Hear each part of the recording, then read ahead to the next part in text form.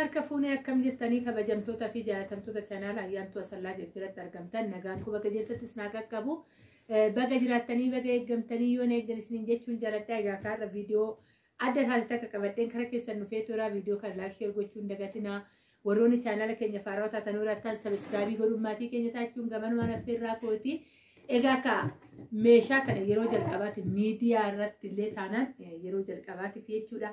Anumtuu kanan argee warra argitanii soraatan ta'e keessan na erguu dandeessanii hojii addaa hojii baay'ee bareedu qabadheen kara keessan dhufeetu jira.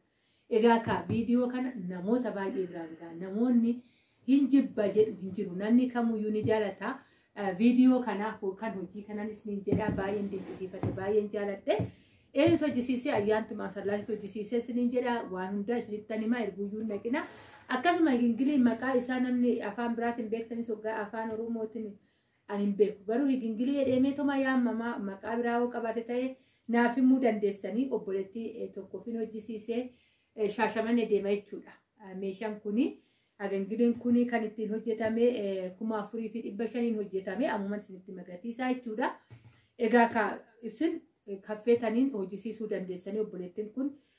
Callee harsiitiin jechuudha kan hojjisiifattee Shaashamannee galaa warroonni barbaadanuu raattan gatii isaatiillee kunoo isin himeera viidiyoo kana birra dabartanii gatiin isaa meeqa jettan jedhee too yaadu warru jalqaba irrattan isiniif hime waan ta'eef iyyuu isiniin jechuun jaaladhaa baay'ee bareedaa bal'aadhaa guddaadhaa yeroo jalqabaa suuraa argee ka'ee akka suuratitti wanti guddatu higingilii kana argee amma fakkeenyaaf baay'inaan kanan qabu amma gabaarratti wanti ba'atoo jiru jechuudha dhugaan isiniin jedha gatiin isaa. Ani rakasaa yujireeta fudha tokko calleen baay'ee guddiidha. Lama immoo guddeen isaa kunuyyuu qallaalii kana fudhatu. Amma yeroo kana keessa gabaarra kan jiru onlaayinii adda addaatti kan deemu higingiliin hanga kanas hin ga'u akkasuma immoo guddii yookaan qabannaa kanallee hin qabu isiniin jedha. Egaa argaa jirtanii waan nukataa tokko hin qabu waan addaatii fi waan ajaa'ibaatti warroonni hojjisiifachuu barbaadanuu jiraattan bilbilli kiyya kan jalqabumarraan isinitti himaa duwwaa 945 naa bilbiluu dandeessanii baay'ee guddaa fi baay'ee bareedaa kan ta'e isinitti fikseen isinitti argisiisa baay'ee tokko bareeda kunuuti yoo minaalbaatallee akka calleen isinitti illee dura fageenya kaameeraatiin isinitti illee beeksisuu baate haala kanaanidha isiniin jedha baay'ee tokko bareeda egaa anas suuraa naa erganiitidha jechuudha kan naa hojjisiisinaan jedhanii akkuma suuraa argetti kan ba'e yeroo baay'ee meeshaaleen tokko tokko suura irratti ni guddataa gaafa boonni xiqqaata garuu kun akkasii miti. Akkuma suura irratti guddatee kanarratti illee guddatee tobba'een isiniin jedha hedduu tokko jaalattu jedheen abdii qaba egaa sahaanii tokkooyyuu wanni dhaniin namni qarshii kanaan bituu danda'a kun immoo baay'ee tokko akka meeshaa aadaatii lama immoo nu tajaajila waan baay'eedhaaf ittiin tajaajilamuu dandeenya egaa ka aadaa keessatti ni beektu wantoota baay'ee fuudhaniitu mana namaatiin keessummaatti ittiin deemuu danda'u mana keessattis immoo wantoota adda addaa nyaata aadaa yoo ayyaana fillee qopheessita ittiin fayyadamuu dandeessu waa baay'eedhaaf fayyada jechuudha. Yeroo ammaa kana sahaaniiwwan adda addaatu iyyuu 4,500 6,000 bitaa jirra. Fakkeenyaaf sahaanota iyyuu jechuudha kana yoo kanaan binne nu hubamne dheetoo yaadu egaa kana sirriitti waan irraa dubbadhee kan qaba baay'ee waan an jaaladheefidha jechuudha.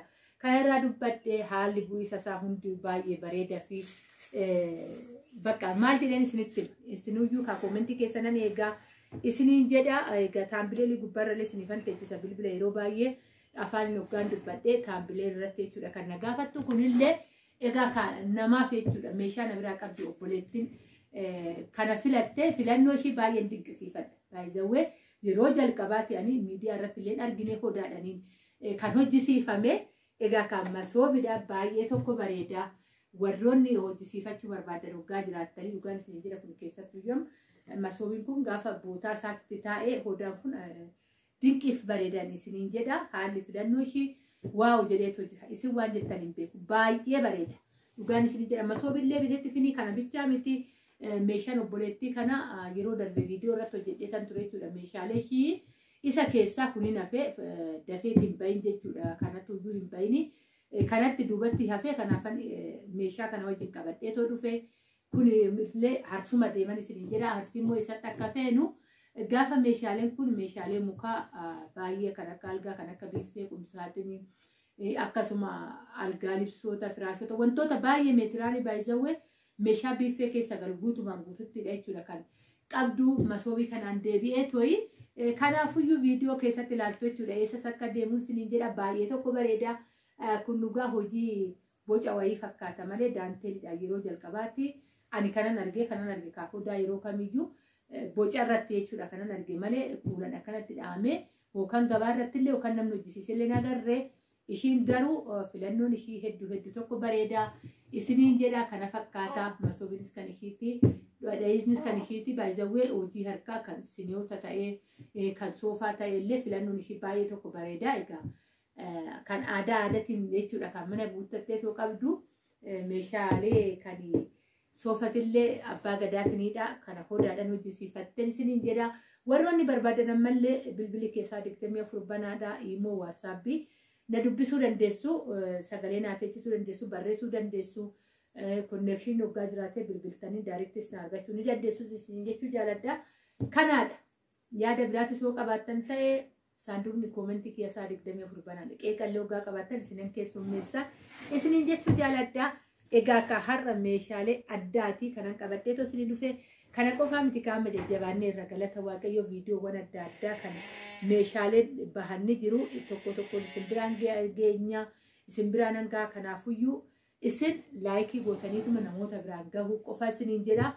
Egaa akka waaqaa gaditti gargaarsa keessaniin guyyaa kana eegeetoo jira ammallee chaayinaala kana laayik gochuun dagatiin ani baay'ee akkas naa godhaa naa guddisaa maaloo godhaa jedhee sin beeku. Egaa hoosnitti tole yoo jaalattan. Yoo na kabajjan laayik godhaati bira darbaa isiniin jechuu jaaladha. Kanaadaa warroonni ammallee masoobis barbaadan ta'e akkasuma masoobis nitti argisiisuu irraa fuudhe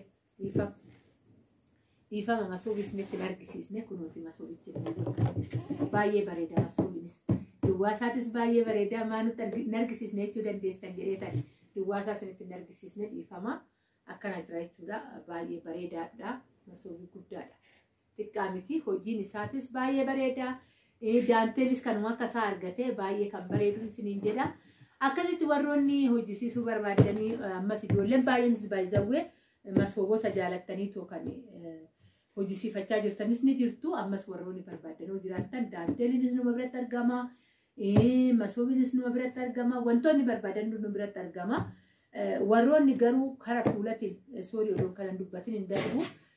Ani miidiyaa irratti arge karaa salaalee kanatti malee ana gaammarrasii gabaa irratti hin argine masoobii dhaabbataa waan akkasiisanii isa qofaadha kan na biraa dhabdanii dhiifaman isiniin jedha gabaa irratti nan dhabe isa kan kanarraa fi wanni barbaadan hunduu nu biratti argama. Kanan isiniin jedha egaa kan viidiyoo isinitti dheeressu dhiifama naa godhaa yoo isin irratti illee dheeratin isiniin jedha. Kanaadaa warroonni barbaadan akkasuma meeshaalee aadaatis ta'ee kanniinis ta'ee viidiyoon guyyaa irraa kana fakkaatti baay'een isin jaaladha baay'een isin kabajaa bakka jirtutti nagaa naa ta'a baay'ee.